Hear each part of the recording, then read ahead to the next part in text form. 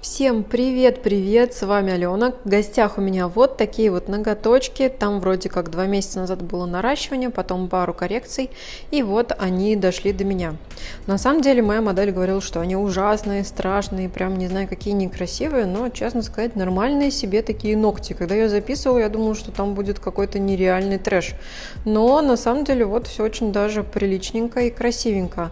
В общем, сняли весь материал и грубо подпилили форму. Я говорю грубо, потому что сильно я ее не выравнивала, ничего с ней не делала, потому что пилить будем после базы. В последнее время мне именно так нравится делать. Поэтому сменили просто форму из квадрата в овал и выполняем маникюр.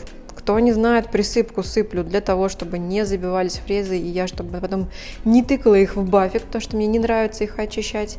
Ну и потом делаем срез, зашлифовываем по необходимости. И самый мой любимый момент – это вскрытие посылочки. Честно, я частенько делаю распаковку посылок прямо с моделью или с клиентом, потому что им тоже нравится смотреть, что же там у меня в этих коробочках. Поэтому мы вместе сидим, ковыряем, все вытаскиваем, достаем.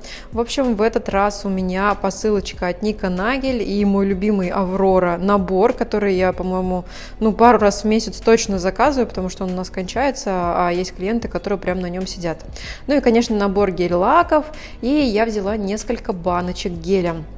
Их мы тоже вместе с клиенткой смотрели, думали и в итоге решили, что все-таки сделаем базу, потому что у нее все и так хорошо стоит, а гели я оставлю до следующего раза, с ними будем наращивать.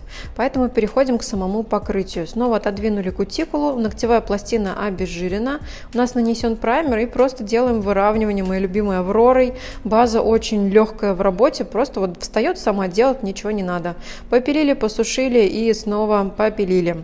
В общем, изнутри все вычистили и переходим к дизайну. У нас вообще-то 14 февраля и настроение очень-очень романтическое. Цветов много, все яркие, красивые, поэтому будем импровизировать. А это, кстати, один из моих любимых способов нанесения цветного лака максимально под кутикулу. Для этого нам нужна любая плоская либо скошенная кисть, главное, чтобы она была маленькая.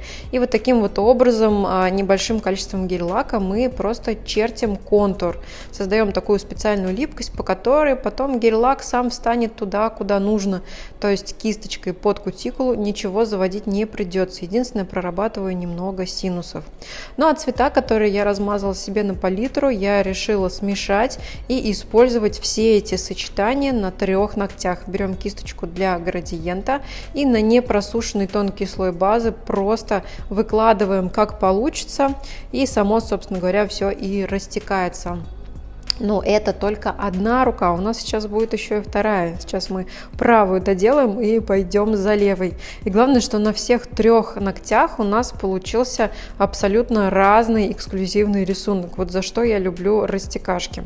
Дальше все перекрываем топом той же серии. Он с липким слоем отлично выравнивается и подходит для дизайнов. Когда вам что-то нужно перекрыть, и чтобы оно точно держалось, очень советую топ именно с липким слоем. Он просто обязан быть в арсенале каждого мастера. Ну а на вторую руку мы решили применить синюю и серую гамму, потому что завалялись у меня наклеечки вот такие вот, точнее слайдеры со всякими сердечками и милыми надписями. Наношу их с помощью штампа, доравниваю силиконовой кистью, немножко топа и все готово. Можно наслаждаться результатом.